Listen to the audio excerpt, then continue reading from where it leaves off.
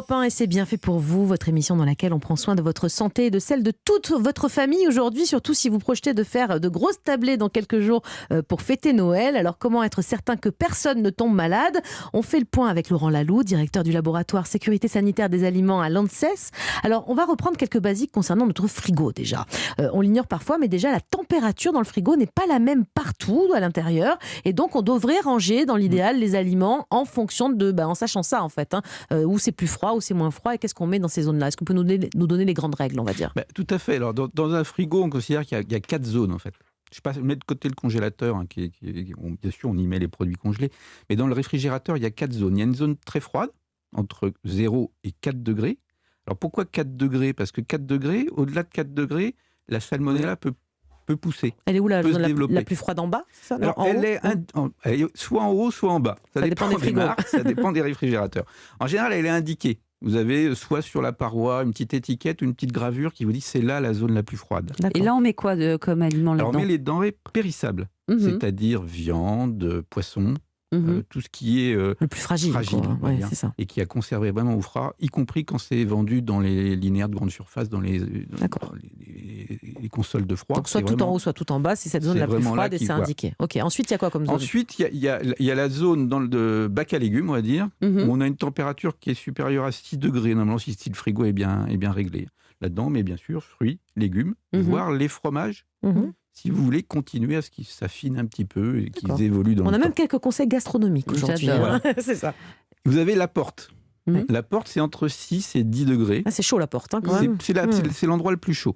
Là-dedans, on y met beurre, on y met les boissons, on y met les condiments. Le lait, c'est pas grave du coup de le mettre là? Parce que je me disais, le lait ouvert, c'est peut-être un peu fragile. Alors, le lait ouvert, en général, ce que l'on vend en France, c'est surtout du lait stérilisé. Ouais. Donc ça va.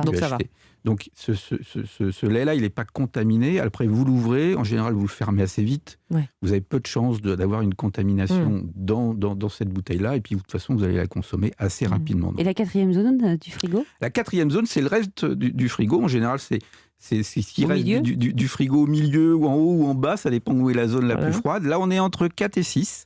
On va y mettre les produits laitiers, on va y mettre les charcuteries, on va y mettre le yaourt périmé de 3 semaines, on le met là? Nos restes de produits, nos restes alimentaires. On peut c'est là aussi. On peut les mettre à ce niveau-là. Alors je crois qu'il y a une autre règle, on ne mélange pas produits cuits. Non, je savais que vous arriveriez pas à le dire. Cuits et produits crus. Pourquoi Parce que le produit cru, il n'a pas été, on va dire, traité par un traitement qui va l'assainir, qu'on appelle la cuisson.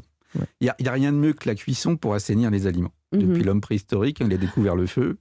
Il a dit, c'est super, je vais pouvoir enfin manger quelque chose de sain. Donc on ne les met pas ensemble parce que l'un pourrait contaminer l'autre? On appelle la contamination croisée. Un aliment cru qui est susceptible d'être contaminé, s'il est au contact d'un aliment qui a été cuit, va transmettre sa contamination à l'aliment cuit. Sauf que l'aliment cuit, on ne va pas forcément le recuire. On va le réchauffer, mais pas le recuire. Donc, il peut se développer après une contamination sur cet aliment-là. Et ça arrive souvent pendant les fêtes, parce que les frigos sont assez chargés pendant les fêtes. Alors justement, on parle frigo, il faudrait peut-être aussi parler nettoyage. Moi qui suis une grosse maniaque. Vous nettoyez tous les combien, le vôtre? Au moins toutes les 2 semaines. C'est trop, c'est pas assez? C'est bien, Qu'est-ce que vous en pensez? Alors, on recommande au moins 1 fois par mois. Je suis pas mal là. Moi, je suis loin. Mais avec quoi? On nettoie avec quoi le frigo? Alors, moi, je prends du vinaigre blanc. Une éponge propre, c'est bien, dans du vinaigre blanc. Liquide vaisselle, vinaigre blanc. Pas de javel, par contre. Pas de javel concentré, du moins. Parce que vous avez ni de gratounette, par exemple, si vous nettoyez votre frigo, évitez la gratounette. Vous appelez ça une gratounette? C'est mignon, franchement. Une éponge, je ne vais pas citer de marque. La verte, quoi. Une éponge qui... Parce que vous allez abîmer les parois, y compris avec de l'eau de javel. Vous avez altéré... Ça va le rendre un peu poreux. Ça va le rendre un peu poreux. Et les bactéries aiment bien quand il y a des petites rayures, des petites infractuosités dans le plastique. Elles se mettent dedans et elles se forment des biofilms et elles restent plantées sur le plastique. Donc avec la partie jaune, douce de l'éponge plutôt. Oui, et puis après derrière, vous allez avoir du mal à nettoyer votre frigo s'il y a des petites rayures, parce que c'est plus facile quand c'est lisse. Alors on va passer à la préparation des repas. Vous nous avez expliqué déjà qu'à partir du moment où on faisait tout bien cuire, ça limite les problèmes de bactéries.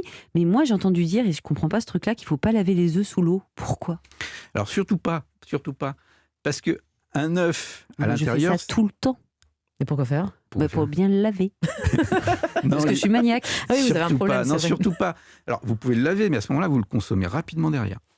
Ah oui. Parce que l'œuf, c'est stérile à l'intérieur. Ça, elle cuisine pas souvent, vous inquiétez pas, Laura. Non, mais le seul truc que je sais cuisiner, c'est un œuf. Alors. Non, mais quand vous allez laver, enfin, je sais pas, quand vous cassez des œufs, vous voyez une petite pellicule à l'intérieur Oui. de la coquille.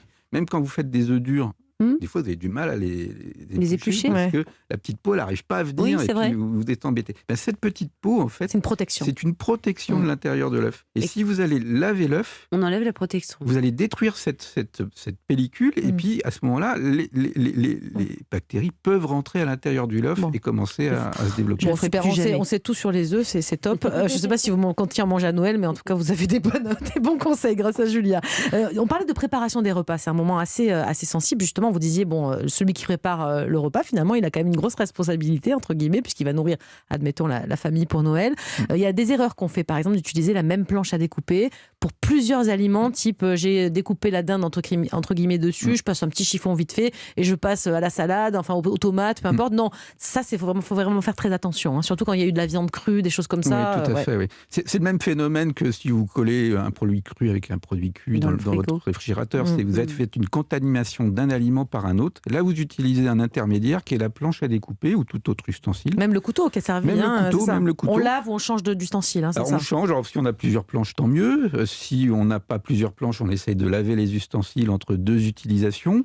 Ou à défaut, si vraiment on ne peut pas laver ces ustensiles, on commence par les produits qu'on va consommer crus et on finit par les produits qu'on va consommer cuits. On a l'ordre au moins. Exactement. En ce qui concerne tout ce qui est torchon, éponge, j'ai l'impression que les torchons, vous n'aimez pas ça, vous? Les torchons, c'est un nid à microbes parce qu'ils vont rester propres très peu de temps. En général, vous voyez, dans la cuisine, vous allez l'utiliser, vous allez vous essuyer les mains. Moi, j'en ai toujours deux. J'en ai un pour s'essuyer les mains et un autre ça, c'est pour très le bien, reste. c'est parfait. Voilà. Bonne élève. Moi, j'utilise. C'est un truc bien en ménage pour une fois. Moi, j'ai mon torchon pour me laver et puis après, je fais ma cuisine.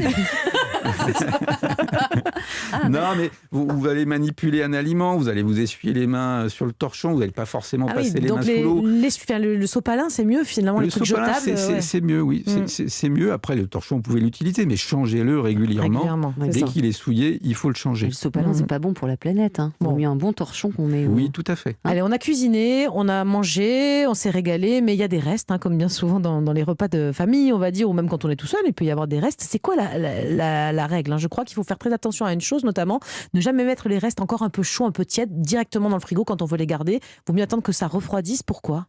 Alors, on attend que ça refroidisse, mais pas plus de 2 heures.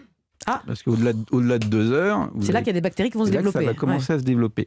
Alors, il faut trouver le juste milieu, on va dire, entre une température qui ne va pas créer de la condensation lorsqu'on va le mettre dans le réfrigérateur. C'est quoi le problème de ça? Les bactéries adorent l'humidité. Ah oui. Donc, vous allez faire de la condensation, vous allez créer une pellicule d'eau et les bactéries, c'est super, c'est là où je vais aller C'est la fête, là, ouais. La fête, je vais pouvoir me développer. On attend qu'il n'y ait plus de fumée, grosso modo. Donc on attend, pas de fumée, de vapeur, que ça refroidisse, on les couvre bien et puis on les met au réfrigérateur. D'accord. Et on ne laisse pas un ragoût toute la nuit dehors? Oh, sûrement pas. Ah! Vous le faites souvent, Julia? Et vous le mangez le lendemain? Oui. Ah ouais. Et là, c'est quoi le risque pour Julia alors? Vous continuez avec vos œufs lavés, là, vous risquez rien.